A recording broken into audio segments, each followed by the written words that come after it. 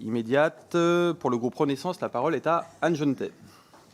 Merci, Monsieur le Président. Général, merci pour votre propos liminaire bref, mais qui permettent de bien cerner le sujet avec lequel nous sommes tout à fait en phase. Le 5 octobre dernier, devant notre commission, vous annonciez les 3 lignes de force de la stratégie que vous élaboriez alors pour construire l'armée dont le Président a tracé ligne également, l'armée dont la France a besoin.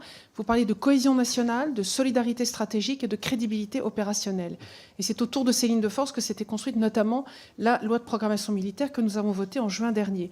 Et je me permets de rappeler ici que c'est notre majorité qui avait stoppé en 2017 l'hémorragie, le budget qui diminuait jusqu'à 2017.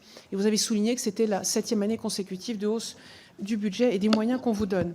Et puis un an plus tard, nous nous retrouvons aujourd'hui pour cette première année de mise en œuvre de cette deuxième LPM 2024-2030 avec cette mission défense qui voit son budget, vous l'avez dit, augmenter de 3,3 milliards d'euros. C'est donc conforme d'ailleurs à la trajectoire budgétaire qu'on avait votée. Dans ce contexte stratégique, avec de nombreuses menaces que vous avez soulignées, nous permettons ainsi de consolider notre supériorité opérationnelle. Nous assurons la cohérence des différentes composantes d'une armée d'emploi. Et vous avez souligné la différence peut-être par rapport à d'autres armées, notamment européennes.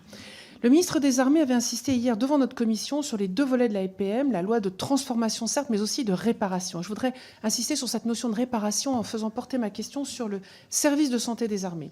C'est un rapport qui a été publié le 2 octobre, il y a quelques jours, par la Cour des comptes, qui a alerté sur la capacité de notre service de santé des armées à honorer son contrat opérationnel au profit des forces. Et lors de la présentation du plan Ambition SSA 2030, vous-même, vous vous étiez exprimé dans un édito du magazine Actu Santé, c'était en mars 2022, et vous y aviez réaffirmé votre volonté, je vous cite, de disposer d'une chaîne santé complète.